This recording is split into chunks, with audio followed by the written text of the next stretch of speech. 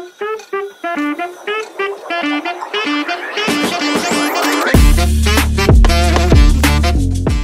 ज्या वेळेला बाहेरच्या म्हणजे ग्रामीण भागातून मुलगा ज्या वेळेला मुंबईसारख्या शहरांमध्ये जेव्हा ते शिक्षणाकरता येतात, त्यावेळेला मी 3 भागांचा खूप विचार केला. बरं. बौद्धिक, मानसिक, शारीरिक. म्हणजे बऱ्याचशा शाळांच्या नावामध्ये इंटरनॅशनल स्कूल असंच लिहिलेलं असतं. अनेकांचा गैरसमज हा आहे की ICSE हे बोर्ड इंटरनॅशनल बोर्ड आहे, तर तसं नाहीये. ते इंडियन बोर्ड आहे आपलं. National institute of open schooling, IB board, international baccalaureate आणि IGCSE. काय फरक असतो या तीनही वेगवेगळ्या बोर्डामध्ये? बोर्ड कुठलाही असो सर, सगळ्यात महत्वाचं की मुलगा योग्य रीतीने शिक्षण घेतोय का. मला विचार येतोय की या पॉडकास्ट मधून तुम्ही किती धक्के देणार आहात आम्हाला.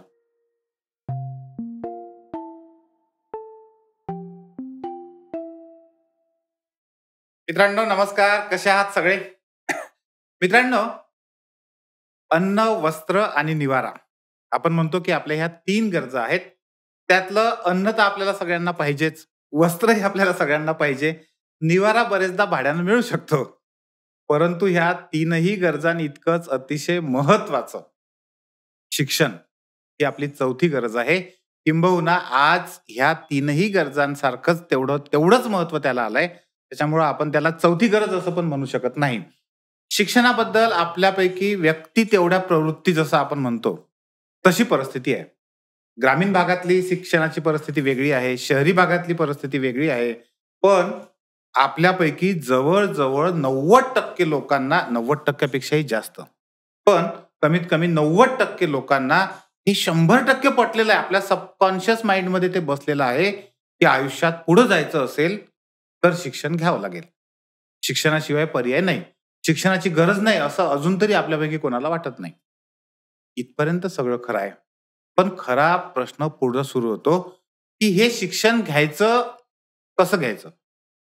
इंग्रजी शाळेत घ्यायचं की मराठीच्या शाळेत घ्यायचं? CBSE बोर्डच्या शाळेमध्ये मुलाला टाकायचं की एखाद्या स्टेट बोर्डच्या शाळेमध्ये मुलाला टाकायचं? मुलाच्या शिक्षणामध्ये शाळेनंच सगळं काही करावं इथपासून तर शाळेचा रोल अतिशय कमी असला पाहिजे, आम्ही घरी बऱ्यापैकी शिकवू इथपर्यंत, असे खूप सारे वेगवेगळे प्रश्न आहेत. बरं, हे प्रश्न सोडून द्या. शिक्षणाविषयी अशा काही गोष्टी आहेत आपल्या समाजामध्ये की आपण त्यांना असं म्हणू शकतो की आपल्याला शिकलेली मुलगी तर पाहिजे, पण तिनं घेतलेलं शिक्षण आपल्याला नको आहे. म्हणजे तिनं ते शिक्षण आपल्या आयुष्यात अप्लाय करावं असं आपल्यापैकी अनेक लोकांना वाटत नाही. अशा सगळ्या खूप साऱ्या गोष्टींवर अगदी मनसोक्त चर्चा, शिक्षणावरच्या अनौपचारिक गप्पा आज आपण करणार आहोत. आणि आपल्यासोबत या गप्पा करण्यासाठी शुभांगी श्रीराम दाऊदखाने मॅडम आहेत. त्यांचं वैशिष्ट्य काय आहे? व्यक्ती म्हणून त्यांचं वैशिष्ट्य खूप मोठं आहे. त्यांना आम्ही का निवडलं पॉडकास्टसाठी? सगळ्यात पहिल्यांदा आपण नॅशनल इंटरनॅशनल बोर्ड संबंधी बोलणार आहोत. 25 वर्ष त्यांनी शिक्षणामध्ये घातलेले आहेत, 25 वर्षापासून काम करतायत.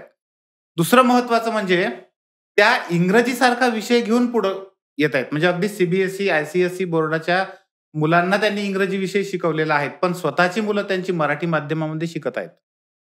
मोठी गोष्ट आहे. नंदुरबार सारख्या खेड्यामधून, म्हणजे आपण खेडच म्हणूया महाराष्ट्राच्या मुंबई पुण्याच्या हिशोबानं, तिथून त्या आलेल्या आहेत आणि त्या पुण्यामध्ये आज या इंटरनॅशनल बोर्डाच्या शाळांवर आपल्यासोबत चर्चा करणार आहेत. इतक्या वर्षाचा त्यांचा अनुभव आपल्या अनौपचारिक गप्पांमध्ये आपल्या समोर उलगडणार आहेत. मॅडम, आमच्या पॉडकास्टमध्ये आपलं खूप खूप स्वागत आहे. धन्यवाद सर. खूप सारे प्रश्न आहेत शिक्षणासंदर्भातले, पण मला असं वाटतं की आपण सुरुवात करूया. सगळ्यात जास्त जेव्हा ग्रामीण भागातली मुलं शिक्षणासाठी पुण्यामध्ये येतात, मला हा प्रश्न पहिल्यांदा तुम्हाला विचारायचा आहे की त्यांनी काय तयारी करायला पाहिजे किंवा कुठल्या गोष्टी आईवडिलांनी पण आणि त्या मुलांनी पण लक्षात घेतल्या पाहिजे, तयारीच्या दृष्टीनं काय केलं पाहिजे? अगदी बरोबर आहे सर. खूप छान प्रश्न आहे ऍक्च्युली हा. कारण आत्ता ज्या बदलातनं मी जाते स्वतः, कारण मी नंदुरबारमधनं माझ्या मुलाला घेऊन पुण्यामध्ये सध्या शिकायला आले गेले 6 महिन्यांपासून. त्याच्यामुळे हा जो प्रश्न आहे हा खूप मिळता जुळता वाटतोय मला. म्हणजे तुम्ही त्या बाजूने सांगू शकता आम्हाला. एक्झॅक्टली, अगदी बरोबर आहे. तर ज्या वेळेला बाहेरच्या म्हणजे ग्रामीण भागातून मुलगा ज्या वेळेला पुण्यासारख्या शहरामध्ये, मुंबईसारख्या शहरांमध्ये जेव्हा ते शिक्षणाकरता येतात, तेव्हा मनामध्ये प्रचंड गोंधळ मुलांचाही असतो आणि पालकांचे असतो. पण काही प्रमाणात मुलं खूप रिलॅक्स असतात. अच्छा. कारण त्यांचे मित्र कुठेतरी ऐकलेले असतात की हा मुंबईला आहे, हा पुण्याला आहे, हा नाशिकला शिकतोय, हा कोट्याला शिकतोय. त्यांचं कुठेतरी मन तयार झालेलं असतं, पण वय पण असतं ना, वय पण तसं असतं. तयार होणार. हो, कारण एक तर बाहेर शिकणार, हॉस्टेलला राहणार, आई वडिलांचा कुठेतरी तो एक प्रकारचा दबाव, एखाद्या गोष्टी करण्यासाठी असणारा फोर्स तो कमी होणार असं कुठेतरी त्यांच्या डोक्यामध्ये सुरू असतं. आणि स्वतंत्र व्यक्तिमत्व म्हणून मला राहता येणार आहे असा एक काहीतरी समज मुलांमध्ये डेव्हलप झालेला असतो आणि अतिशय आनंदी असतात. पण गोंधळ असतो तो आमच्यासारख्या पालकांचा. त्यावेळेला मी 3 भागांचा खूप विचार केला. बौद्धिक, मानसिक, शारीरिक, मुलाच्या आणि माझ्या दोघांच्या दृष्टीने. पण सेंटर हा मुलगाच असला पाहिजे त्यावेळेला. की मानसिक दृष्ट्या जर विचार केला तर जर मी पुण्याला शिफ्ट होते किंवा मुलाला मी पुण्याला शिफ्ट करते तर तो मानसिक दृष्टीने तयार आहे का? तो आतापर्यंत 10वीला कशा प्रकारे त्याने स्वतंत्रपणे अभ्यास केलाय, स्वतंत्रपणे तो सगळ्या गोष्टी करू शकलाय, हा मानसिकरित्या म्हणजे मेंटली डेव्हलप होणं ही खूप महत्वाची, प्रिपेअर होणं खूप महत्वाची गोष्ट होती. दुसरं आहे बौद्धिक, की त्याची खरंच कुवत आहे का? कोणत्याही पालकाने हा विचार नक्की केला पाहिजे की आपण मोठे मोठे स्वप्न बघतोय, इथे पाठवू तिथे पाठवू, आणि खर्च हा खरंच लागणार आहे खूप मोठा. तर या सगळ्या गोष्टींचा विचार करताना की त्याची बौद्धिक पातळी तिथे जाऊन शिकण्याची आहे का, ज्या वेळेला कुठलाही पालक, आई किंवा वडील त्याच्यासोबत नसताना तो स्वतः अभ्यास करणार आहे का व्यवस्थित, आणि त्याप्रमाणे तो पुढच्या गोष्टी करू शकणार आहे का, झेपणार आहे का, या सगळ्या गोष्टींचा विचार नक्कीच पालकांनी केला पाहिजे. तिसरा आहे आर्थिक महत्वाचा, अतिशय महत्वाचा घटक आहे की ज्या वेळेला या सगळ्या गोष्टींचे बदल करायला आपण सुरू करतोय पालक म्हणून, त्यावेळेला हा सगळा खर्च आपल्याला झेपतोय का आपण अतिशय काही ऍडजस्टमेंट करून या गोष्टी करतोय, आणि त्याचा नकळतपणे मुलांवर येणारा ताण हा खूप प्रचंड असतो. कारण त्यांना कळत असतं की कुठल्या परिस्थितीमध्ये आई वडिलांनी आपल्याला शिकायला पाठवलंय, आणि अशा वेळेला जर काही कारणाने अपयश आलं, किंवा आता आपण बघतोय की ज्या वेळेला JEE सारख्या किंवा नीट सारख्या परीक्षांना मुलं सामोरे जात आहेत, तेव्हा अनेक वेळा दर आठवड्याला परीक्षा होतात, आणि दर आठवड्याला त्यांच्या बॅचेसचं रिशफलिंग पण होतं. म्हणजे खालच्या बॅचमधनं तो डायरेक्ट सेकंड लेवलच्या बॅचमध्ये गेला किंवा वरच्या लेवलच्या बॅचमध्ये गेला. त्यावेळेला त्यांच्या मनाची होणारी घालमेल जी आहे ना, त्याच्याशी त्यांचा म्हणजे ते रिलेट करतात की अरे आई वडिलांनी एवढा पैसा खर्च केलाय आणि मी तर एवढंही रिझल्ट आणू शकत नाहीये. तर या सगळ्या गोष्टींचा ना विचार करून, मुलाशी चर्चा करून आणि ओपननेस, या सगळ्या बाबी मुलांची बोलून ठरवलं गेलं पाहिजे की आपण पुढे जाऊन शहरामध्ये शिफ्ट होणार आहे किंवा नाही. कारण इथे येऊन होणारे बदल खूप मोठे आहेत. मी आता जे पाहतीये सगळं, की त्याच्याशी कोपअप करणं किंवा या सगळ्या गोष्टी, त्या बदलांशी आपण ऍडजस्ट करणं, या एक चॅलेंज आहे मुलांकरता. तर तो चॅलेंज स्वीकारण्याकरता मुलगा तयार आहे का, हे मात्र नक्कीच बघितलं पाहिजे. आणि मगच या विद्यार्थ्यांनी किंवा या पालकांनी ग्रामीण भागात जो अँगल सांगितला भावनात्मक, भावनिकरित्या सुद्धा तयार झालं पाहिजे, हा कसा बदल वाटतो तुम्हाला? भावनात्मक म्हणजे अनेक वेळा असं होतं की मुलं आई वडिलांशी प्रचंड अटॅच असतात, किंवा आईशी किंवा वडिलांशी खूप जास्त अटॅच असतात, आणि 10वी पर्यंतही असे काही मुलं आहेत जे आई वडिलांना सोडून राहणं थोडंसं त्यांना अनिच्छेने तयार असतात ते. तर हा जो इमोशनल एक जी भावनात्मक दृष्टीने विचार करून की तो प्रेशर किंवा ते स्ट्रेस जर त्याला आला तर तो इमोशनली सक्षम आहे का, ते सगळ्या गोष्टी सहन करण्याकरता किंवा झेपण्याकरता, याचाही विचार झाला पाहिजे. मला वाटतं तुमचं उदाहरण हे एकमेवा द्वितीय ज्याला म्हणतो ना आपण तसं आहे. कारण तुम्ही आई आहात, तुम्ही शिक्षिका आहात, 25 वर्षापासून तुम्ही या सगळ्या भूमिकांमध्ये आहात. बरोबर. आणि त्यातही सगळ्यात महत्वाचं म्हणजे तुम्ही आत्ता ज्वलंत त्या फेज मध्ये आहात. तुम्ही मुलांना घेऊन पुण्यामध्ये शिफ्ट झालात, नंदुरबार सारख्या ठिकाणावरून. त्याच्यामुळे तुम्ही हे जेवढं चांगल्या पद्धतीनं उकलून सांगू शकत आहात, मला नाही वाटत कुठल्या एखाद्याला कोणाला ते सांगता आलं असतं कदाचित. मला दुसरा हा प्रश्न विचारायचा आहे तुम्हाला. अनेक लोकांना असं वाटतं खूपदा CBSEच्या शाळेमध्ये टाकाव का, किंवा ICS जे म्हणतो आपण त्याला, इंटरनॅशनल बोर्ड आहे, ते चांगलं आहे का, त्याच्यापेक्षा आपलं स्टेट बोर्डच चांगलं आहे. तुमचा आता तुम्हाला ह्या सगळ्या बोर्डचा खूप चांगला अनुभव आहे, जवळजवळ 25 वर्षाचा अनुभव आहे. हो. काय फरक असतो या तीनही वेगवेगळ्या बोर्डामध्ये? ओके. म्हणजे अनुभव मला पण आहे, हां. पण मला सगळ्याच्या सगळा आपला स्टेट बोर्डचा आहे. मी 14 वर्ष होतो, पण प्राथमिक शिक्षक होतो. बरोबर. त्याच्यामुळे हे जे तुम्हाला आलेले अनुभव आहे हो. ते आम्हाला समजून घ्यायचे आहे. खरंय. त्याच्यात नेमका काय फरक आहे? अगदी. या प्रश्नाकडे ना जाण्याच्या आधी, म्हणजे याच्या उत्तराकडे जाण्याच्या आधी थोडं आपण हे बघूया हो. की शिक्षणाचा काय रोल असू शकतो Yes. व्यक्तीच्या जडणघडणीमध्ये. नक्की. हा खूप महत्वाची गोष्ट आहे. सगळ्यात महत्वाचं पहिली गोष्ट मी सांगेन की व्यक्तीच्या समुदायामुळे किंवा व्यक्तीच्या समूहामुळे एक समाज तयार होतो ओके. आणि त्या समाजामध्ये चांगले नागरिक घडणं सगळ्यात महत्वाची गोष्ट आहे. बरोबर. त्याचमुळे म्हणजे त्या समाजामुळेच देशाचं उत्थान पण होणार आहे आणि देशाचं पतनही होऊ शकतं. आणि जर या गोष्टी आपल्याला देशाला पुढे घेऊन जायचंय, देशाची प्रगती करायची आहे, तर सगळ्यात महत्वाची गोष्ट म्हणजे त्या देशातली असणारी शिक्षण प्रणाली. याचा परिणाम खूप होणार, कारण तसे नागरिक तयार होणार त्या शिक्षणाच्या प्रणालीद्वारे.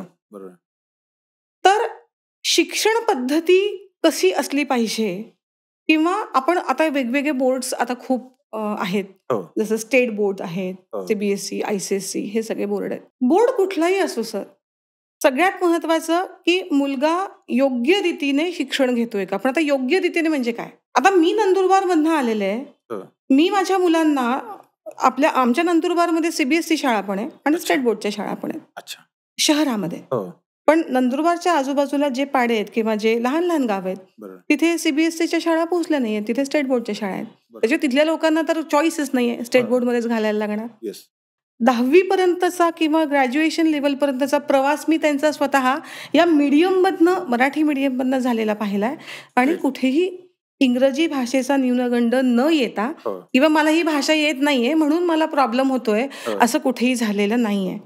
त्याच्यामुळे बोर्ड कुठलाही असला तरी तुम्ही कुठल्या पद्धतीने, कुठल्या मेथडॉलॉजीने शिकवतायत ना, त्या शाळांमधनं किंवा अगदी घरी पालक सुद्धा त्याच्यावर खूप मोठ्या गोष्टी अवलंबून आहे.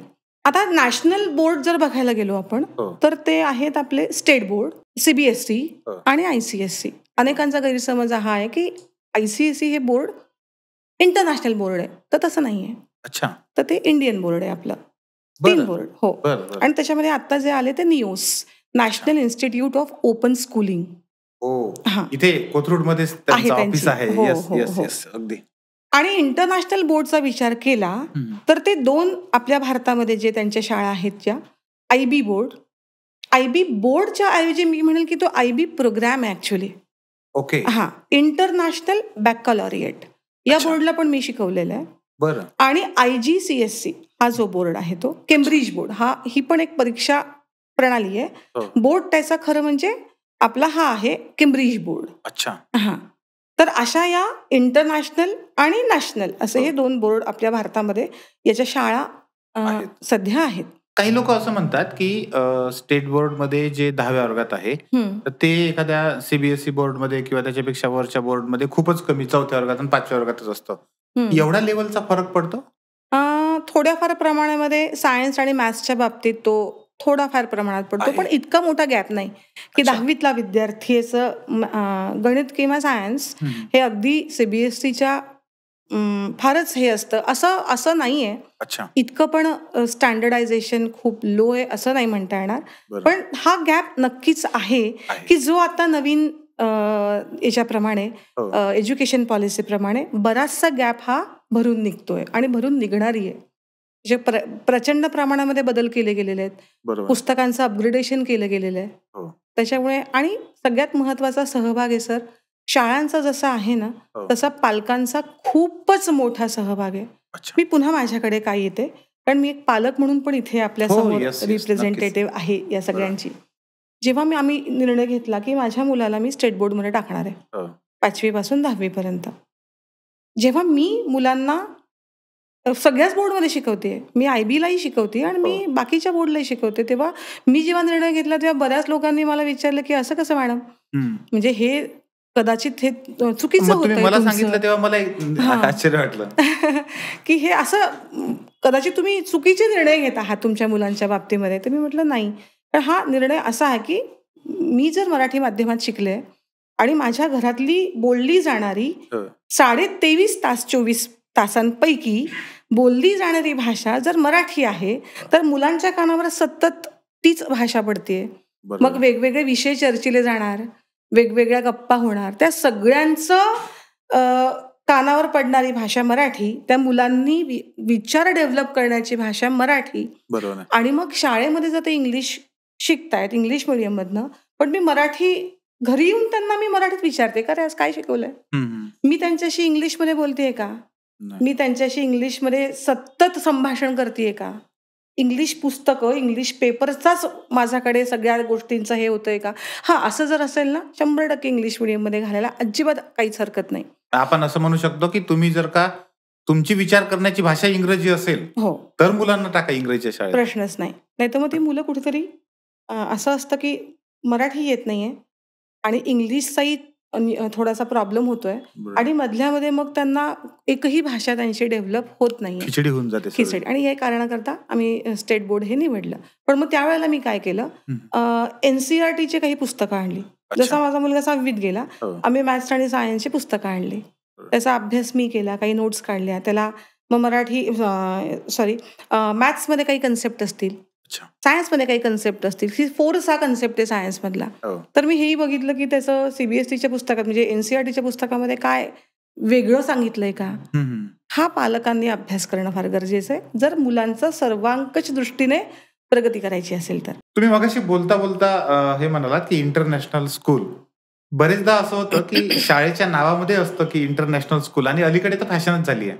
म्हणजे बऱ्याचशा शाळांच्या नावामध्ये इंटरनॅशनल स्कूल असंच लिहिलेलं असतं. बरोबर. मग ही शाळा खरोखरच इंटरनॅशनल असते की फक्त नावातच इंटरनॅशनल लिहिलेलं असतं? मी तर असं सांगेन ना की इंटरनॅशनल असं नुसतं नाव न ऐकता, नाव न पाहता हे बघा की तिथे काय कुठल्या प्रकारे त्यांचं अफिलिएशन काय आहे, त्या कुठलं मेथडॉलॉजी आहे, कुठल्या एडिशनची तिथे पुस्तकं अभ्यासली जात आहेत, शिक्षकांचं म्हणजे आपण टीचर्स ट्रेनिंग म्हणतो जे व्हायला हवं ते तिथे व्यवस्थित होतंय का, व्होकेशनल कोर्सेसला तिथे प्राधान्य दिलं जातंय का. पण तसं न होता आजकाल फक्त इंटरनॅशनल हे नाव आपण बघतो. इंटरनॅशनल नाव म्हणजे इंटरनॅशनल बोर्ड नक्कीच नाहीये. तर ते आधी पालकांनी विचार केला पाहिजे. मग आपण हे बघितलं गेलं पाहिजे की तिथे शिक्षक कसं आहे, टीचर्स सगळ्यात महत्वाचं. कारण ते जर चांगले असतील तर कंटेंट त्यांच्यापर्यंत मुलांपर्यंत हे खूप सुंदररित्या पोहोचेल. नाहीतर मग सगळंच फोलपणा असतो. शिक्षकांची चमू ज्यांना मॅनेज करायची आहे ते मॅनेजमेंट किंवा त्याच्या मागे असलेला जो पर्सन आहे तो कोणत्या उद्देशाने हे सगळं करतोय हे पण महत्वाचं आहे. नक्कीच आहे. आपण मगाशी चर्चा करताना हाथरसचा मुद्दा जो आहे तो गप्पा केला होत्या, तर त्या गप्पांमध्ये आपला हाच मुद्दा निघाला होता की आज अशी सिच्युएशन आहे की लोक शाळेची बिल्डिंग बघतात, डेस्क बेंच किती चांगले आहेत आणि किती 5 स्टारच्या सुविधा आहेत ते बघतात, पण ही सगळी टीम संचालन करणारा जो कोणी व्यक्ती असेल तो व्यक्ती त्या एज्युकेशन बद्दल पॅशनेट आहे का, की तो फक्त नफा कमावण्यासाठीच ते काम करतो आहे. एक्झॅक्टली. आणि हे सगळं ज्या दिवशी आपले लोक पाहायला लागेल त्या दिवशी खऱ्या अर्थानं आपण म्हणूया की म्हणजे ह्या ज्या घटना आहेत शाळांमध्ये लैंगिक शोषणाच्या वगैरे होणाऱ्या अलीकडच्या काळात तर खूप जास्त प्रमाणात होत आहेत, तर त्या कमी होईल. पण असं तुम्हाला वाटतं की हे असं असायला पाहिजे? नक्कीच नक्कीच. म्हणजे हा जो एकदम ब्रॉडर पर्स्पेक्टिव्ह जो आहे ना तो ज्या वेळेला या शिक्षण तज्ञांना शाळेच्या मॅनेजमेंटला जेव्हा असेल तेव्हा शिक्षकांना खुली सूट असेल की तुम्ही तुमचे प्रयोग मुलांच्या हिताच्या दृष्टिकोनातून तुम्ही करू शकता. हे जे इंटरनॅशनल दर्जा आहे शिक्षणाचा परदेशामध्ये असेल किंवा त्याच बोर्डाच्या शाळा भारतात असेल, मला वाटतं पुण्यातही काय मोजक्या 10-12 शाळा काहीतरी आहेत त्या टाईपच्या, तर या शाळांमधलं शिक्षण आणि आपल्या शाळांमधलं शिक्षण, तर आपल्याकडे मला असं वाटतं की रट्टामारो जी आहे ती पद्धत खूप जास्त आहे आणि तिकडं ही रट्टामारोची पद्धत थोडी कमी आहे आणि कृतीवर म्हणजे करून घेण्यावर जो फोकस आहे तो जास्त आहे. तर खरंच हे असं आहे, मी जे ऐकलंय ते तसं आहे, पण हे खरं अशी सिच्युएशन आहे की पुन्हा काही फरक आहेत म्हणजे आपल्या शिक्षण पद्धतीमध्ये आणि ह्या ज्या डेव्हलप कंट्रीज आहेत जिथं आपली मुलं आता उद्या नोकरीला जातात बरेचदा, अमेरिकेसारखा ऑस्ट्रेलियासारखे जे देश आहेत ते, यांच्या शिक्षण पद्धतीमध्ये नेमके काय काय फरक आहेत असे? आता असं म्हणायला गेलं तर म्हणजे मी गेले 6 वर्ष झालीत होम स्कूलला पण शिकवलं. अच्छा, होमस्कूल. होमस्कूल ते काय असतं? होमस्कूलिंग म्हणजे कुठल्याही प्रकारच्या 4 भिंतीच्या शाळेत न जाता बरं. तुम्ही तुमच्या सोयीने आणि तुमच्या पद्धतीने घरी बसून ऑनलाईन शिक्षणाद्वारे किंवा स्वतःचा स्वतः अभ्यास डेव्हलप करून बरं. तुम्ही त्या करिक्युलम मधनं शिक्षण घेऊ शकताय. असं पण असतं? असं पण आहे. बरं. ही कन्सेप्ट आता भारतामध्ये पण रुजू व्हायला लागली आहे बऱ्या प्रमाणामध्ये. अच्छा. पण मी जेव्हा शिकवलं तेव्हा ती मुलं अमेरिकेतल्या वेगवेगळ्या स्टेट्सची होती. बरं. तो एक आणि त्या गोष्टीकडे मी म्हणजे माझा तर कधी अनुभव नव्हता ज्या वेळेला मी हो म्हटले या अशा प्रकारच्या होमस्कूलिंगच्या मुलांना शिकवण्याकरता. अमेरिकेतल्या मुलांना? हो. ग्रेट. हो. ती संधी मला त्यावेळेला खूप छान मिळाली. अच्छा. पण मी ज्या वेळेला हो म्हटले त्याच्यानंतर मी गेले 7 महिने मी त्याचा एक त्यांना हे मागून घेतला, वेळ मागून घेतला की मला आधी स्वतःला बघू द्या की हे आहे काय. ते एक किंवा एका आठवड्याचं 2 आठवड्याचं काम नव्हतं किंवा एका महिन्याचंही नाही. ही सगळी शिक्षण पद्धती समजावून घेणं ही म्हणजे खूप मोठी गोष्ट होती. मग मी एक जवळजवळ 6 ते 7 महिन्यांचा कालावधी घेतला. सगळ्या गोष्टींचा नीट अभ्यास केला की ही कन्सेप्ट आहे काय नेमकी, यांचं जे काही करिक्युलम आहे पूर्ण ते कशावर आधारित आहे. आणि मग जेव्हा मला सगळ्या गोष्टींचा एक कॉन्फिडन्स आला की नाही आता ठीक आहे, आता मी नक्की शिकवू शकते, तेव्हा मी त्या मुलांना हो म्हटले. तर अतिशय चॅलेंजिंग अशी ती शिक्षण प्रणाली आहे. Comparative study of the original books and the movies. मला थोडंसं इंटरप्ट करायचं इथं तुम्हाला. ओरिजिनल बुक्स जेव्हा तुम्ही म्हणता, आपल्याकडे जी बुक्स शाळांमध्ये दिली जातात ही ओरिजिनल बुक्स असतात की गाईड स्वरूपातली पुस्तकं असतात? नाही, ही ओरिजिनल बुक. आपल्याकडे नॉवेल्स किंवा अशी म्हणजे बुक्स म्हणजे वेगवेगळ्या काय म्हणतो आपण टॉपिक्सच्या याच्यावरती दिलेल्या छोट्या छोट्या गोष्टी आहेत. इंग्लिशचा अभ्यास करायला विचार केला आपण, सीबीएसई असो किंवा स्टेट बोर्डमध्ये असो, तर आपल्याला असं आहे इथे की वेगवेगळ्या छोट्या छोट्या गोष्टी आहेत त्याच्यामध्ये दिलेल्या. की एक मोठं नॉव्हेल असेल किंवा काहीतरी मोठं पुस्तक असेल तर त्यातले काही एक्स्ट्रॅक्ट्स दिलेले आहेत. पण असं संपूर्ण नॉव्हेल म्हणून अभ्यासाला स्टेट बोर्डला तरी नक्कीच नाही. ICSE ला आहे. अच्छा. जसं आता मी मागच्या वर्षी शिकवलं त्यावेळेला मर्चंट ऑफ व्हेनिस नॉव्हेल होतं त्यांना, त्याच्यावरती आधारित सगळ्या गोष्टींची प्रश्न उत्तरं होती. म्हणजे त्या मुलांना आधी ते नॉव्हेल वाचलं गेलं पाहिजे, शेक्सपियर काय हा कळला पाहिजे, आता ज्युलियस सीझर आहे हे काय आहे त्यांना कळलं पाहिजे, शेक्सपिरियन ट्रॅजेडीज काय असतात हे त्यांना कळलं पाहिजे. म्हणजे ती परिपक्वता त्या मुलांमध्ये येत जाते. त्या बोर्डमध्ये आहे, हे त्या ICSE मध्ये आहे आणि बाकीच्या इंटरनॅशनल बोर्ड्समध्ये. मी होम स्कूलिंगला तर हे नक्की शिकवलंय. एक सुंदरसं असं मला तर आठवतंय आता तर अ ब्युटिफुल माइंड नावाचं मी एक ओरिजिनल बुक आणि त्याच्यावर आधारित मूव्ही, तर त्याचा अभ्यास करताना अ ब्युटिफुल माइंड इतकं सुंदर ते पुस्तक आहे. पण ते पुस्तक आधी विद्यार्थ्यांना वाचायला लागलं, त्या मूव्ही बघायला लागली. अशी जी काही वाचनामुळे जी काही परिपक्वता त्यांच्यामध्ये आली, फक्त त्यांनी तो एक्स्ट्रॅक्ट नाही वाचला, ओरिजिनल काय आहे त्याच्यामध्ये. आणि मग त्याचा कंपॅरिझन त्यांनी जेव्हा मूव्हीची केली आणि मग तो जो रिव्ह्यू लिहिला तो इतका सुंदर होता, समृद्धपणे झालेला अभ्यास होता तो खऱ्या अर्थाने. तर ती एक शिक्षण प्रणाली तिथे आहे. आता आपल्याकडे अजून एक मला जे निदर्शनात आलं ना, आपल्याकडे एक क्वेश्चन असतो की राईट द ऍडव्हर्टाइजमेंट. एक विषय दिला असतो आणि तुम्हाला एक ऍडव्हर्टाइजमेंट तयार करायची असते. तिथे मी त्याच्या उलट शिकवलं, राईट द सबव्हर्टाइजमेंट. एखादा XYZ प्रॉडक्ट आहे and you don't have to advertise it. Instead of it, you have to subvertise. What is meant by subvertisement? तुम्ही त्याचा काहीतरी त्याचे विकनेसेस सांगा, त्याचा फोलपणा सांगा. जसं तुम्ही त्याला छानपैकी त्याच्याबद्दल खूप सुंदर अशा गोष्टी लिहित आहात, तसं त्या गोष्टींमधल्या कमतरता तुम्हाला सांगता आल्या पाहिजे प्रभावीपणाने.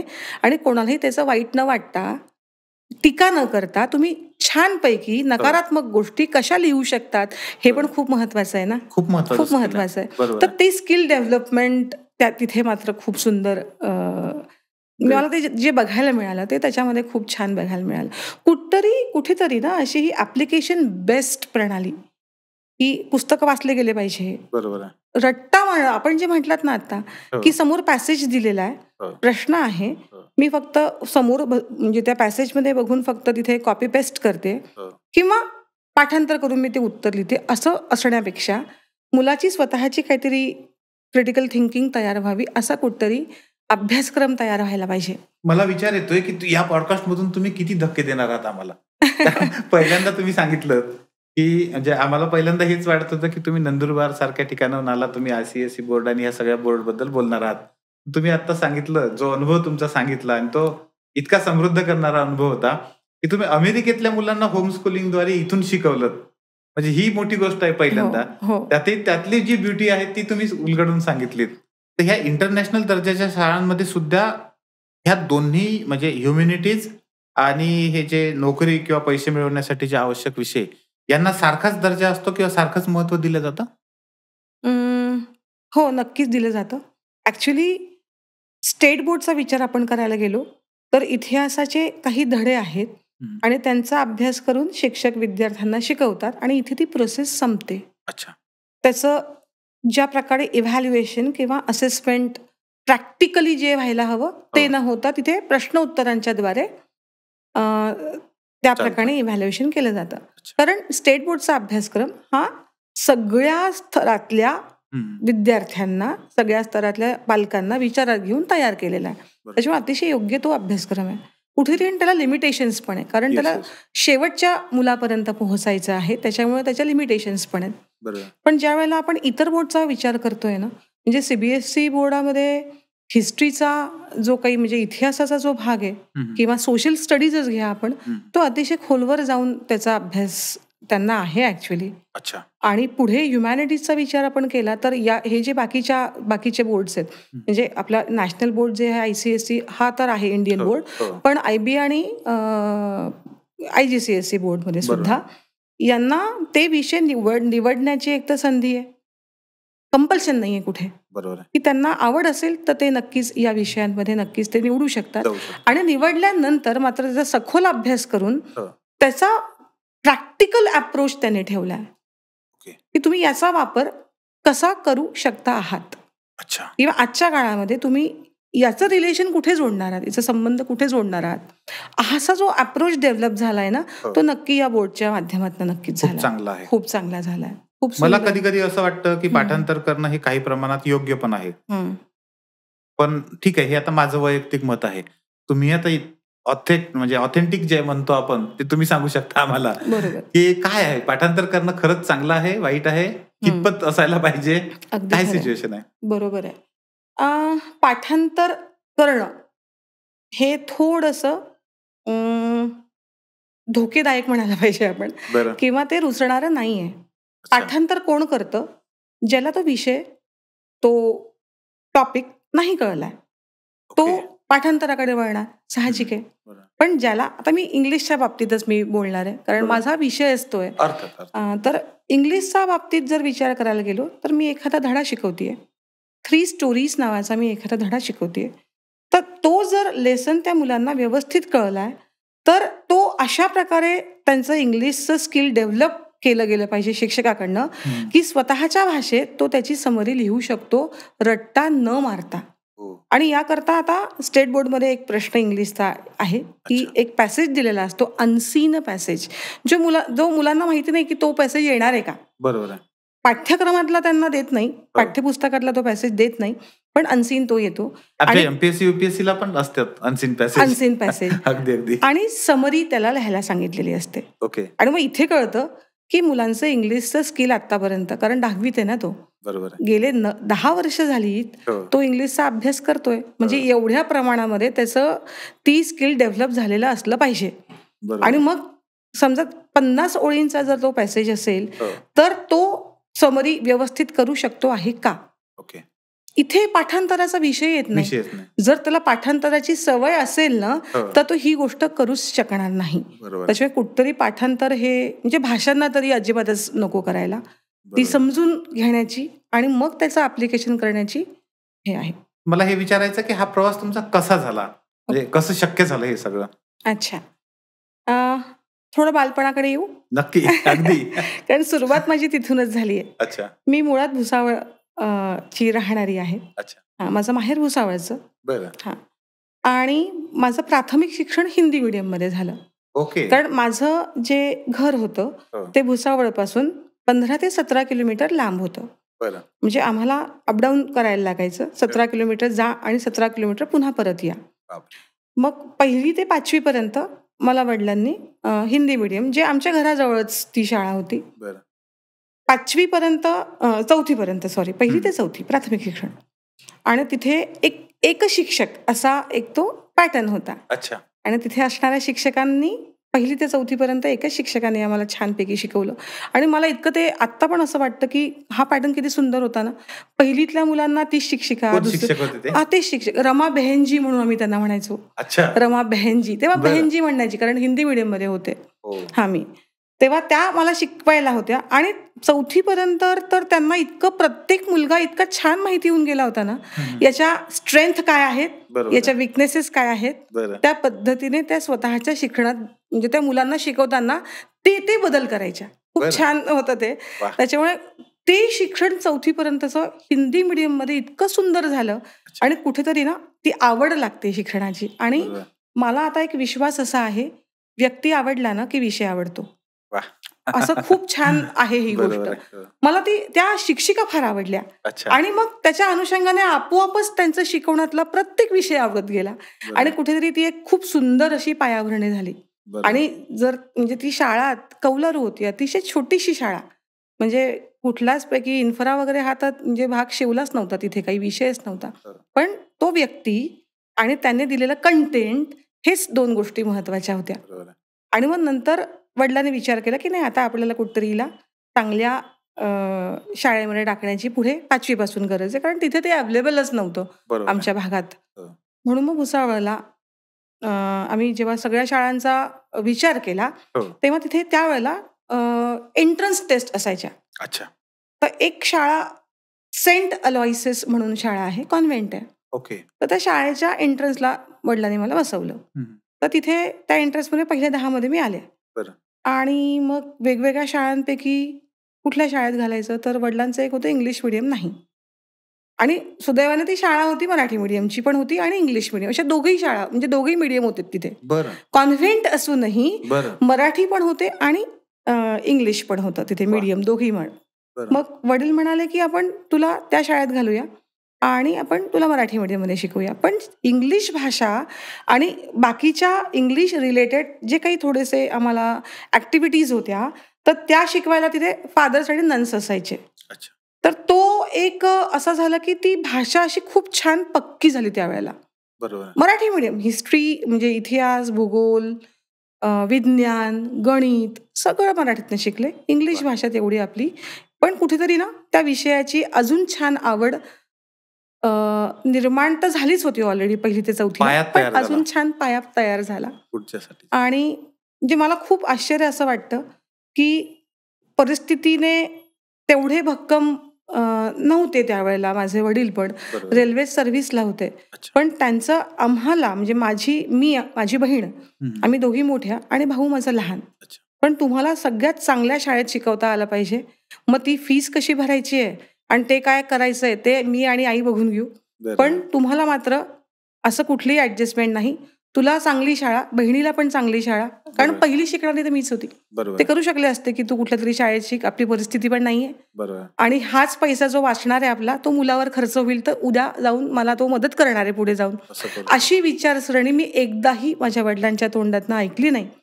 आणि सुंदरशी अशी शाळा म्हणजे त्यांनी आम्हाला घातलं. आणि सगळ्यात महत्वाचं, माझा हा विचार डेव्हलप होण्याचं कारण माझे आईवडील आहेत की त्यांनी प्रत्येक वेळेला आमचा अभ्यास घरी घेतला. इंग्लिशचा असो, गणिताचा असो, विज्ञानाचा असो, छोटे छोटे प्रयोग करून दाखवायचे ते आम्हाला घरच्या घरी. काही म्हणजे समजा एखादा ऑक्सिजन हवेत असतो का, हवेतलं ऑक्सिजनचं प्रमाण कसं ओळखायचं, मग घरीच ते असं सगळ्या काही गोष्टींचे छोटे छोटे छोटे वेणबत्ती आणायचे, त्याच्यावर ग्लास ठेवायचे, पाणी घालून तिथे हे करायचे, असे खूप छोटे छोटेसे प्रयोग. रेल्वेमध्ये नोकरीला होते, तरी तुमच्या घरी या गोष्टी होत होत्या. हो. मला वाटतं हा पॉडकास्ट पाहणाऱ्या सगळ्या पालकांनी ही गोष्ट नोंद घेतली पाहिजे. हो, म्हणजे इतकं त्यांनी आमच्या अभ्यासाकडे लक्ष दिलं. आणि माझ्या आईला हार्टचा त्रास, मी 9वीत असताना पासून तिला जरा तो त्रास सुरू झाला, तरी पण तिने माझं गणित कसं पक्क होणार आहे, माझं सायन्स कसं पक्क होणार आहे याच्याकडे एवढं लक्ष दिलं. आणि त्याच्यामुळे तो एक ना खूप छान परिपक्वपणा होत गेला. आणि सगळ्यात महत्त्वाचं व्हॅल्यू बेस्ड एज्युकेशन मिळालं. जेव्हा कॉलेज लेवलला मी शिकत होते त्यावेळेला मला शिक्षक खूप छान मिळाले. त्यांचं नाव मी नक्कीच इथे घेऊ शकते. मोहरील सर म्हणून, श्रीयुत मोहरील सर, आता ते पुण्यात आहेत. तर त्यांच्याकडे बघून माझ्या मनामध्ये इच्छा झाली की आपण शिक्षक व्हायचं. ते शिकवताना इतके तल्लीन होऊन शिकवायचे. स्पेशल इंग्लिश विषय त्यांच्याकडे होता. इतकं तल्लीन होऊन शिकवायचे आणि असा घड्याळी तास नाही की झाले आता 60 मिनिटं झाली, 1 तास झाले, असं नाही. 2 तास आहे, 2.5 तास झाले, एकही विद्यार्थ्याचं लक्ष त्या घड्याळाकडे जाणार नाही. सर शिकवतायत ना, सर थांबले म्हणजे तो तास थांबला. घड्याळाप्रमाणे थांबला नाही थांबला विषयच नाही. पण सरांनी सुरुवात केली, आमचं घड्याळ सुरू झालं.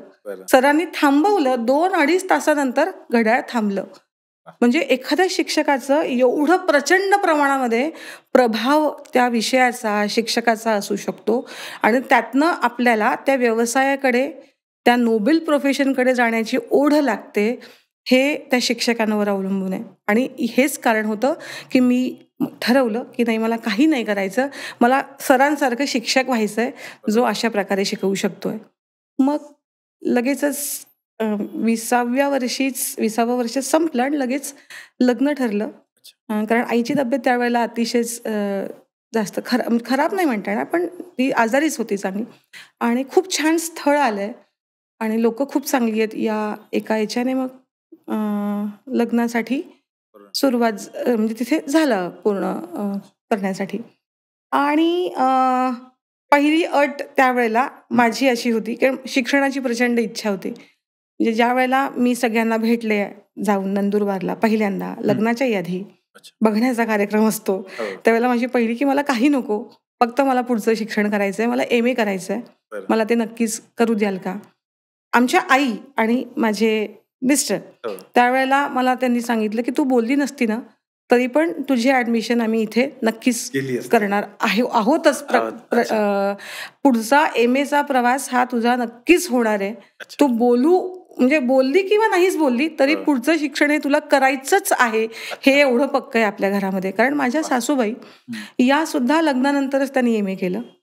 त्या प्रचंड हुशार, अफाट बुद्धिमत्ता असलेल्या होत्या.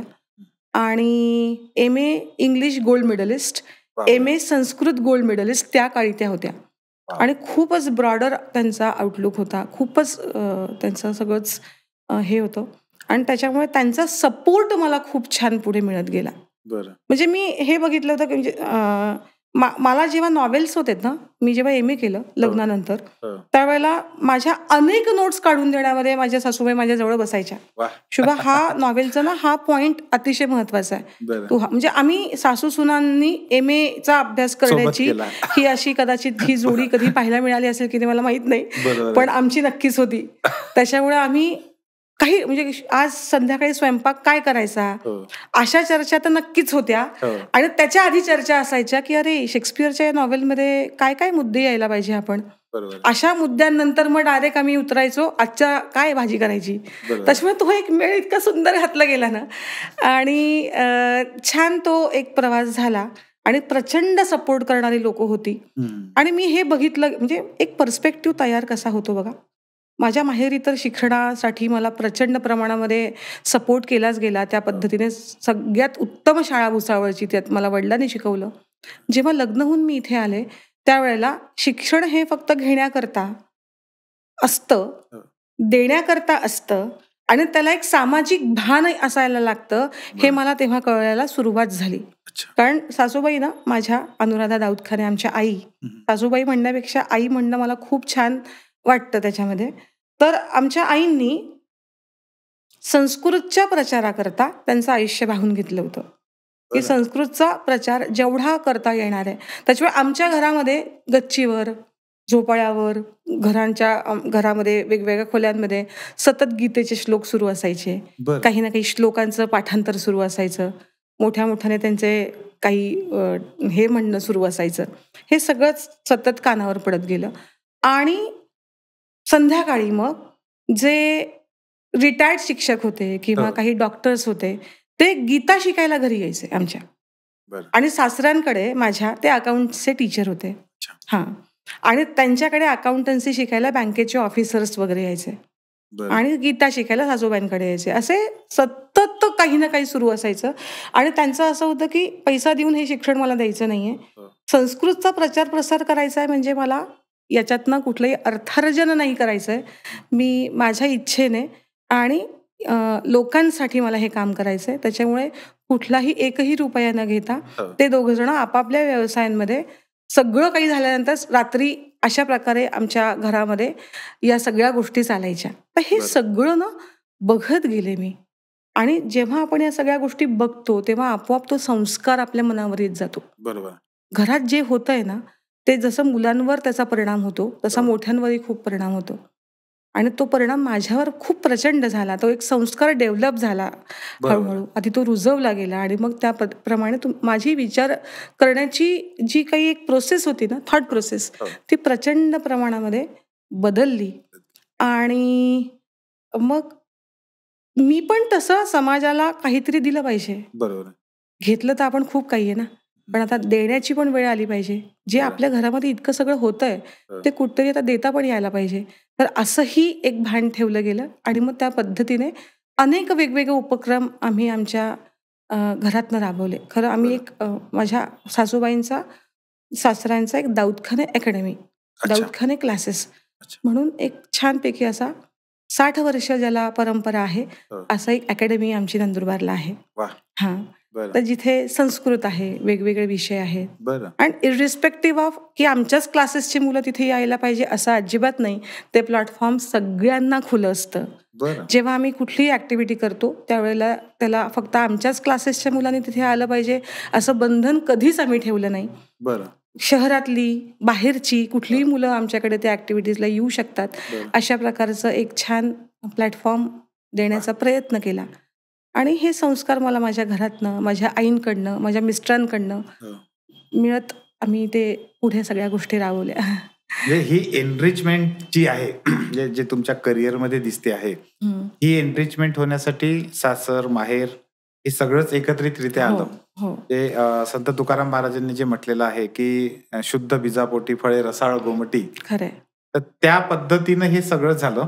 तुम्ही जेव्हा खरं हे सांगत होतात ना तुमच्या सासूबाई सोबतचे तुमचे क्षण जे तुम्ही उलगडत होतात तेव्हा मला असं मनात आलं पहिल्यांदा की ह्याच्यावर एखादा छोटासा पिक्चर आला पाहिजे आणि सासू सुनांच्या सिरियल मध्ये रमलेल्या ज्या काही महिला आहेत त्यांना हा पिक्चर खरं पाहायला दिला पाहिजे.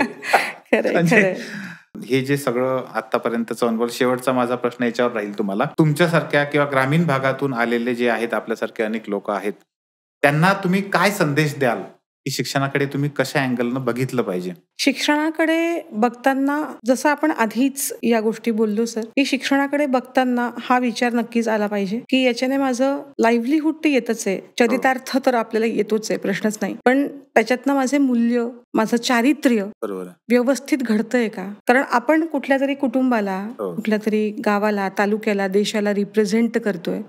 ते करताना कुठेतरी आपल्या डोळ्यात गिल्ट नाहीये ना.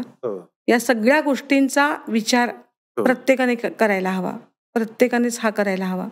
आणि तरच त्या शिक्षणाचा खरा उद्देश पूर्ण होणार आहे. मॅडम आता म्हणजे ह्या गोष्टी तर आपल्या न संपणाऱ्या आहेत.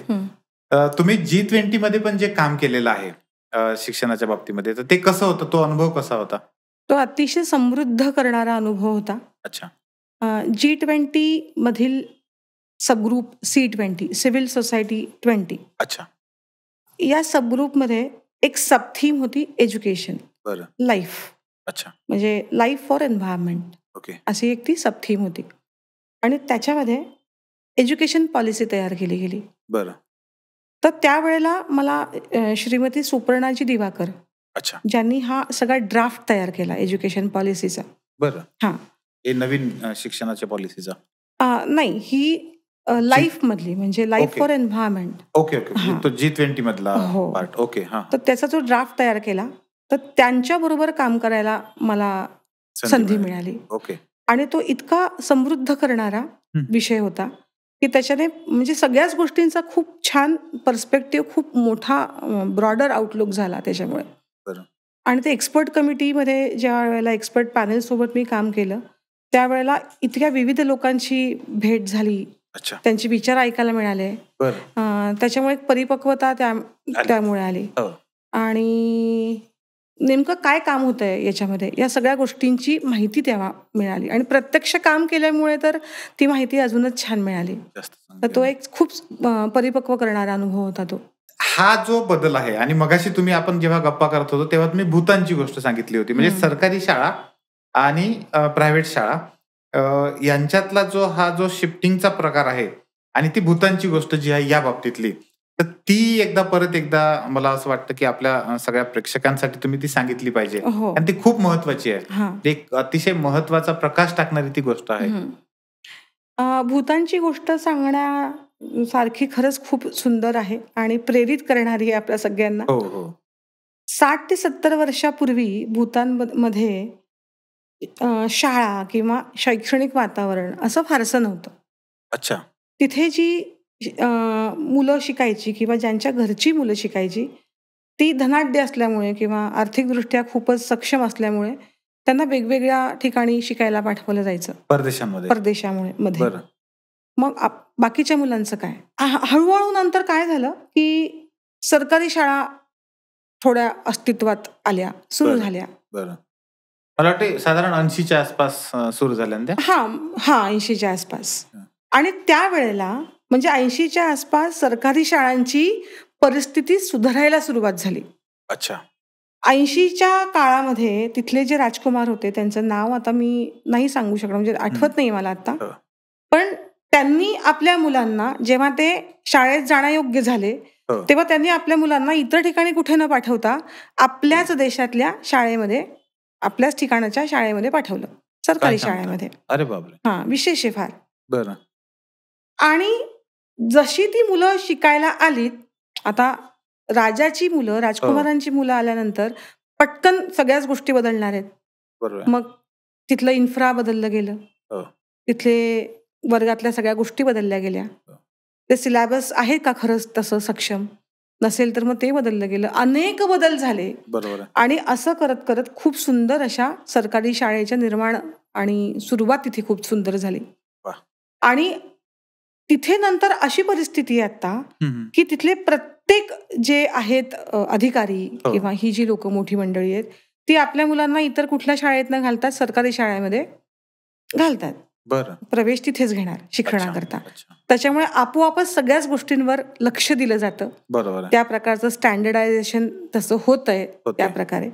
आणि सरकारी शाळा तिथे खूप सुंदररित्या, म्हणजे इतक्या सुंदररित्या की भारतातल्या प्रायव्हेट शाळांचं स्टँडर्डायझेशन किंवा इतक्या सगळ्या गोष्टी एवढ्या छान आहेत तशा तिथल्या सरकारी शाळा आहेत. बापरे. आणि त्या शाळेमध्ये ज्या मुलांना प्रवेश मिळत नाही, त्या मुलांकरता प्रायव्हेट शाळा उघडल्या गेल्या. म्हणजे बघा किती उलट रूप आहे. आपल्याकडे आधी प्रायव्हेट मध्ये जातो आपण, रांगाच्या रांगा रात्रभर थांबून आपण या गोष्टी करतो. पण मग त्यांनी सरकारी शाळांची प्रतवारी बदलली ना, त्याचं लेव्हल वाढवली आहे. तर तशी कुठेतरी ना आपल्याकडे पण करण्याची खूप गरज आहे. म्हणजे आपल्याकडच्या सगळ्यांनी हा विचार केला पाहिजे की आपण इतर शाळांमध्ये प्रवेश करण्याकरता एवढ्या गोष्टींचं आटापिटा करतोय, तर मग आपण या शाळांमध्ये प्रवेश का नाही घ्यावा. सरकारी मला असं वाटतं की मंत्री, आमदार, खासदार, कलेक्टर, SP हे जे सगळे मोठे लोक आहेत आपल्या ह्याच्यातले, त्या लोकांची मुलं ज्यावेळेस आपल्या सरकारी शाळांमध्ये शिकायला लागतील, जिल्हा परिषदच्या, नगर परिषदेच्या शाळेमध्ये शिकायला लागतील, तेव्हा खऱ्या अर्थाने यांची परिस्थिती सुधारेल. निदान त्यासाठी तरी असं केलं पाहिजे. कायद्यानं तो बदल केला पाहिजे. खरंच आहे. खरं आहे ते. खूप सुंदर पद्धतीने खूप शिक्षणाच्या वेगवेगळ्या अँगलवर आपण आजच्या चर्चेतून प्रकाश टाकला. 3S टॉकचे जे मी नेहमी सांगत असतो की सेल्फ कनेक्ट, सेल्फ इक्विलिब्रियम आणून त्यातून साधलेलं आपलं स्वतःचं सक्सेस, हे साधण्यासाठी आपल्या सगळ्या प्रेक्षकांना ह्या एपिसोडची खूप मोठ्या प्रमाणामध्ये निश्चितपणे मदत होणार आहे. मित्रांनो, हा पॉडकास्ट संपूर्ण कुटुंबासोबत एकत्रित बसून पहा. घरच्या मोठ्या टीव्हीवर लावून तो तुम्ही सगळ्यांसोबत बघितला पाहिजे. आपल्या कुटुंबातल्या सगळ्या सदस्यांना, मित्रमंडळींना हा पॉडकास्ट नक्की शेअर केला पाहिजे. आणि चॅनलला अजूनही सबस्क्राईब केलं नसेल तर चॅनलला सबस्क्राईब करा. कारण तुम्ही चॅनलला सबस्क्राईब करता तेव्हा पुढच्या वेळेस तुम्हाला नोटिफिकेशन येतं. आणि हे असे चांगले एपिसोड आपल्याला वारंवार पुन्हा पुन्हा पाहायला मिळाले पाहिजे, यासाठी आमची सगळी टीम जी मेहनत घेते त्या सगळ्यांना सुद्धा प्रेरणा मिळते, बळ मिळते. मॅडम खूप खूप धन्यवाद. धन्यवाद सर.